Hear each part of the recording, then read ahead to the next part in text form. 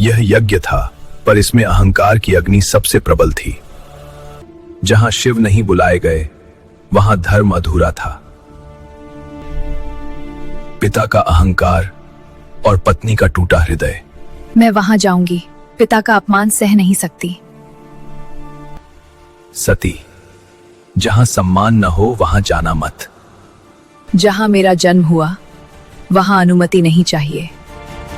यज्ञ रुका, पर अपमान नहीं। वह वैरागी देव कहलाने योग्य नहीं।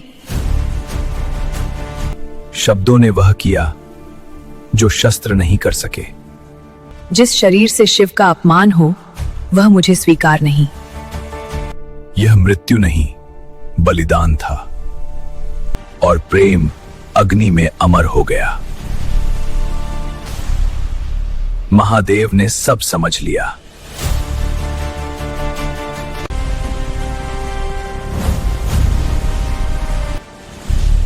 यह क्रोध नहीं, प्रेम की चीख थी। सृष्टि कांप उठी। जहां प्रेम हो, वहां सम्मान अनिवार्य है। शिव कहानी नहीं, अनुभव है। नेक्स्ट वीडियो के लिए लाइक और सब्सक्राइब जरूर करें। जब अहंकार धर्म से बड़ा हो जाए, जब अपमान यज्ञ से भी ऊपर रख दिया जाए, तब केवल चेतावनी नहीं, प्रलय अवश्यंभावी होता है। सती के बलिदान के बाद कैलाश मौन था, पर वह मौन शांति नहीं, तूफान से पहले की निस्तब्धता थी। महादेव ध्यान में लीन थे, पर उनका हृदय क्रोध से धधक रहा था। अचानक शिव ने अपनी जटा से एक भयानक शक्ति को जन्म दिया। वीरभद्र, त्रिनेत्र की ज्वाला से उत्पन्न, भस्म से लिप्त शरीर, आंखों में विनाश की आग। वह कोई साधारण योद्धा नहीं था, वह शिव का क्रोध था। जाओ वीरभद्र, जहां धर्म का अपमान हुआ है, वहां न्याय नहीं, विनाश होगा। वीरभद्र गरजा और धरती कांप उठी। वह सीधे पहुंचा दक्ष के यज्ञ मंडप में, जहां देवता मौन थे और अहंकार सिंहासन पर बैठा था। क्षण भर में यज्ञ ध्वस्त हो गया, अग्नि बुझ गई, देवता पराजित हुए और दक्ष का अभिमान चूर चूर हो गया। यह केवल क्रोध नहीं था, यह संदेश था। धर्म का अपमान करने वाला स्वयं विनाश को आमंत्रित करता है। और कैलाश से एक गूंज उठी, जब धर्म का अपमान होता है, तब विनाश आवश्यक होता है। नेक्स्ट वीडियो के लिए लाइक और सब्सक्राइब जरूर करें। सती के जाने के बाद कैलाश पर्वत मौन हो गया। वह स्थान जहां कभी आनंद की गूंज थी, आज वहां केवल शांति का सन्नाटा था। महादेव ने न क्रोध किया, न विला। उन्होंने अपने दुहक को शब्द नहीं दिए, बल्कि उसे मौन में समर्पित कर दिया। महादेव संसार से विमुख हो गए, न किसी से शिकायत, न किसी से अपेक्षा। उन्होंने अपने भीतर झांका और तपस्या के पथ पर अग्रसर हो गए। बर्फ गिरती रही, तूफान आते रहे, समय चलता रहा, पर शिव अडिग रहे। यह तपस्या पलायन नहीं थी, यह दुर्बलता नहीं थी, यह तो स्वयं पर नियंत्रण की पराकाष्ठा थी। जहाँ सामान्य मानव दुहक में टूट जाता है, वहीं शिव ने दुहक को साधना बना लिया। देवता चिंतित हो उठे, संसार का संतुलन डगमगाने लगा, पर महादेव का ध्यान किसी बाहरी हलचल से विचलित नहीं हुआ, क्योंकि उन्हें ज्ञात था, जब मन शांत होता है तभी सृष्टि सुरक्षित रहती है। वैराग्य का अर्थ संसार त्याग नहीं होता, वैराग्य का अर्थ है संसार में रहते हुए उसके बंधनों से मुक्त होना। धीरे धीरे महादेव के भीतर असीम शांति का प्रकाश फैलने लगा। न शोक शेष रहा, न क्रोध, केवल स्थिरता, केवल शांति। और तभी इस संसार को मिला एक अमर सत्य, असली शक्ति शांति में होती है। महादेव मौन थे, पर उनकी शांति से संपूर्ण ब्रह्मांड सुरक्षित था, क्योंकि शिव केवल देव नहीं, चेतना है। शिव कहानी नहीं, अनुभव है। अगले एपिसोड में शिव और शक्ति के पुनर्मिलन की भूमिका। नेक्स्ट वीडियो के लिए लाइक और सब्सक्राइब जरूर करें। हिमालय की निस्तब्ध पर्वत श्रृंखलाओं में एक मौन तपस्या चल रही थी। यह कोई साधारण साधना नहीं थी, यह प्रेम की परीक्षा थी। वह थीं राजकुमारी पार्वती। राजमहल का वैभव छोड़कर उन्होंने बर्फीले पर्वतों को अपना घर बना लिया। न कोई आभूषण, न कोई श्रृंगार, सिर्फ श्रद्धा और अटूट संकल्प। पार्वती जानती थीं, महादेव को पाने के लिए सुंदरता नहीं, आत्मबल चाहिए। महादेव वैराग्य हैं, महादेव योग हैं, महादेव समय से परे हैं। पार्वती ने तप आरंभ किया, पहले अन्न का त्याग, फिर जल का त्याग और अंत में केवल श्वास पर जीवन। न भूख की शिकायत, न प्यास का भय। हर श्वास के साथ केवल एक नाम, शिव शिव। दिन बीतते गए, महीने बीते, वर्ष बीत गए, ऋतुएं बदलीं, हिमपात हुआ, आंधियां चलीं, पर पार्वती नहीं डगमगाईं। उनकी तपस्या इतनी प्रचंड थी कि देवताओं के हृदय कांप उठे। स्वर्ग में हलचल मच गई, इंद्र का सिंहासन हिलने लगा। यह साधना सृष्टि का संतुलन बदल सकती थी, पर पार्वती शांत रहीं, क्योंकि उनका प्रेम किसी वरदान की मांग नहीं करता था। उनका प्रेम प्रतीक्षा करना जानता था। और अंततः कैलाश पर महादेव ने अपनी आंखें खोलीं। उन्होंने देखा एक ऐसा प्रेम जो मांगता नहीं बल्कि समर्पण करता है। महादेव ने कहा, जो बिना शर्त प्रेम करे, जो बिना शिकायत प्रतीक्षा करे, जो धैर्य को ही अपनी शक्ति बना ले, वही मुझे योग्य है। उसी क्षण पार्वती की तपस्या सफल हुई। यह विजय सौंदर्य की नहीं थी, यह विजय धैर्य की थी। यह कथा केवल देवताओं की नहीं है, यह हर उस मनुष्य के लिए है जो सच्चा प्रेम करता है। क्योंकि सच्चा प्रेम जल्दी नहीं करता, सच्चा प्रेम सहना जानता है, सच्चा प्रेम धैर्य मांगता है। शिव की कहानी नहीं, यह पार्वती के प्रेम का प्रमाण है। नेक्स्ट वीडियो के लिए लाइक और सब्सक्राइब जरूर करें। हिमालय की गोद में एक ऐसा तपस्वी बैठा था जिसे न राज चाहिए, न वैभव, न ही संसार का कोई डर। वो थे महादेव। भस्म लिपटा शरीर, जटाओं में गंगा और हृदय में असीम शांति। लेकिन देवताओं के हृदय में शांति नहीं थी, का तनाव। तारकासुर का भय देवताओं को सताने लगा। सारा ब्रह्मांड कांप रहा था। समाधान सिर्फ एक था, शिव का विवाह। पर सवाल ये था, जो संसार से विरक्त है उसे प्रेम से कैसे बांधा जाए। पर्वतराज हिमालय की पुत्री पार्वती, न राजकुमारी का अहंकार, न सौंदर्य का घमंड, बस एक निश्चय, महादेव ही उनका सर्वस्व है। वर्षों तक कठोर तपस्या, धूप, वर्षा, ठंड, कुछ भी उन्हें डिगा न सका। आखिरकार शिव की आंखें खुलीं और उन्होंने देखा, ये प्रेम किसी रूप का मोहताज नहीं। शिव ने स्वीकार किया। विवाह की तैयारी हुई, पर यह कोई साधारण विवाह नहीं था। न राजसी घोड़े, न सोने की पालकी। बारात में थे भूत, प्रेत, गण, नाग, पिशाच और स्वयं महाकाल। देवता भयभीत थे, पर पार्वती मुस्कुरा रही थीं, क्योंकि प्रेम को न रूप चाहिए, न मान्यता। शिव पार्वती का विवाह सिर्फ दो आत्माओं का मिलन नहीं था, ये संदेश था पूरे संसार के लिए। प्रेम का कोई रूप धीरे धीरे समाप्त। जहां प्रेम सच्चा हो, वहां भस्म भी आभूषण बन जाती है। जय महादेव।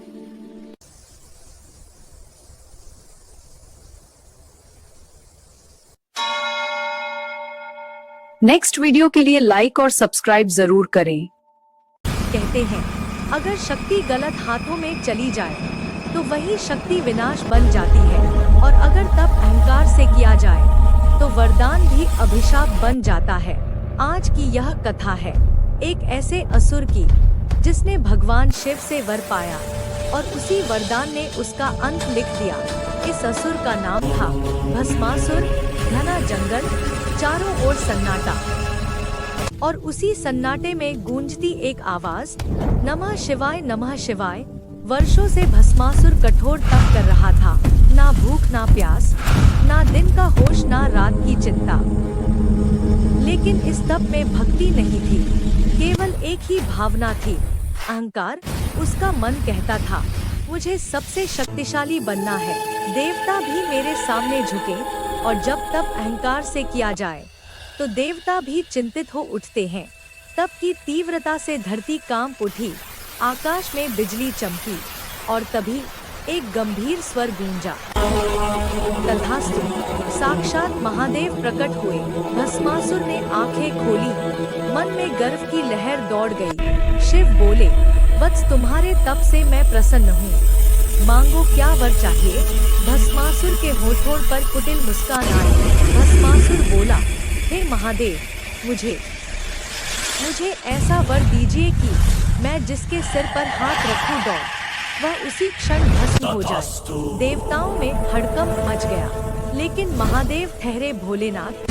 न छल देखा न परिणाम, शांत स्वर में बोले, तथास्तु। और उसी पल दौड़ एक विनाशकारी शक्ति जन्म ले चुकी थी। वरदान मिलते ही भस्मासुर का अहंकार आसमान छूने लगा। उसने एक वृक्ष पर हाथ रखा, वृक्ष भस्म। एक चट्टान पर हाथ रखा, चट्टान राख।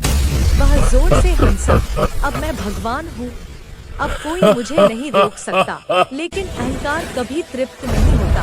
उसकी नजर अब स्वयं शिव पर पड़ी। भस्मासुर मन ही मन बोला, अगर शिव ही न रहे तो मुझसे बड़ा कौन। वह दौड़ा शिव की ओर। महादेव समझ गए, यह वरदान अब संकट बन चुका है। शिव दौड़ पड़े और पीछे पीछे भस्मासुर चिल्लाया, रुको शिव, आज तुम्हारा अंत तय है। सारे देवता भयभीत हो गए। अब केवल एक ही उपाय था। तभी प्रकट हुए भगवान विष्णु, लेकिन अस्त्र शस्त्र के साथ नहीं, बल्कि मोहिनी के रूप में। अद्भुत सौंदर्य, मोहक मुस्कान और चाल में माया। भस्मासुर ठिठक गया। मोहिनी बोली, स्वामी, इतनी जल्दी क्यों। भस्मासुर का अहंकार पिघल गया और बुद्धि पूरी तरह सो गई। मोहिनी ने कहा, अगर तुम मुझसे विवाह चाहते हो तो पहले नृत्य में मुझे हराना होगा। भस्मासुर हंस पड़ा, यह तो आसान है। नृत्य शुरू हुआ। मोहिनी जैसा करती, भस्मासुर वैसा करता। हाथ ऊपर, हाथ नीचे, और फिर एक निर्णायक क्षण आया। मोहिनी ने अपने सिर पर हाथ रखा। भस्मासुर ने बिना सोचे, बिना समझे अपने सिर पर हाथ रख दिया। एक तेज प्रकाश फैला और अहंकार से पाया गया वरदान अंत में विनाश ही लाता है। अगर आपको यह कथा पसंद आई हो तो वीडियो को लाइक जरूर कीजिए। ऐसी ही पौराणिक और शक्तिशाली कथाओं के लिए हमारे चैनल को सब्सक्राइब करना न भूलें और कमेंट में जरूर लिखिए, हर हर महादेव, हर हर महादेव। सृष्टि के प्रारंभिक काल में अंधकार से जन्मा एक असुर था, अंधक। उसके पास शक्ति थी, तप था, लेकिन सबसे ज्यादा था अहंकार। तपस्या के बल पर अंधक को मिला था वरदान कि कोई भी देव, दानव या मनुष्य उसका वध नहीं कर सकेगा। वरदान मिलते ही उसकी शक्ति बढ़ी, पर उसके साथ बढ़ा उसका पाप। अंधक ने तीनों लोकों में आतंक मचा दिया। देवताओं के यज्ञ भंग होने लगे, ऋषियों की तपस्या टूटने लगी और निर्दोषों की चीखें आकाश को चीरने लगी। लेकिन अंधक यही नहीं रुका। उसकी कुदृष्टि पड़ गई माँ पार्वती पर। वह भूल गया कि शक्ति की जननी को ललकारना खुद विनाश को आमंत्रण देना है। जब यह समाचार महादेव तक पहुँचा तो कैलाश का आकाश कांप उठा। शिव की तीसरी आँख खुली और शांत शिव ने धारण किया महाकाल का प्रचंड रूप। महाकाल का प्रत्येक कदम मृत्यु का संदेश था। उनके डमरू की गूंज से दिशाएं थर्राने लगी और त्रिशूल की चमक से अंधकार भी डर गया। रणभूमि में अंधक ने शिव पर आक्रमण किया, पर जैसे ही उसका रक्त धरती पर गिरा, हर बूंद से जन्म लेने लगा एक नया अंधक। तभी महाकाल ने लिया संकल्प, पाप को जड़ से मिटाने का। शिव ने अंधक को डोट अपने त्रिशूल पर उठा लिया। उसका रक्त बहा नहीं, बल्कि स्वयं महादेव ने उसे पी लिया। अंधक का अहंकार टूट गया। उसकी आंखों से नेक्स्ट वीडियो के लिए लाइक और सब्सक्राइब जरूर करें। महादेव से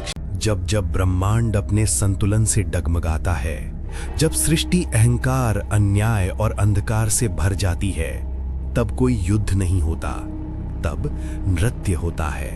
और वो नृत्य है महादेव का तांडव। सन्नाटा छाया हुआ है, तीनों लोक थरथरा रहे हैं। आकाश में बिजली नहीं, बल्कि काल की परछाइयां घूम रही हैं। कैलाश पर्वत पर ध्यानस्थ बैठे हैं महायोगी शिव।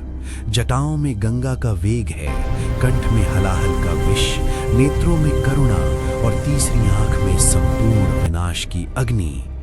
देवता भयभीत हैं, ऋषि मौन हैं, क्योंकि वे जानते हैं अब नृत्य आरंभ होने वाला है। डम डम डम।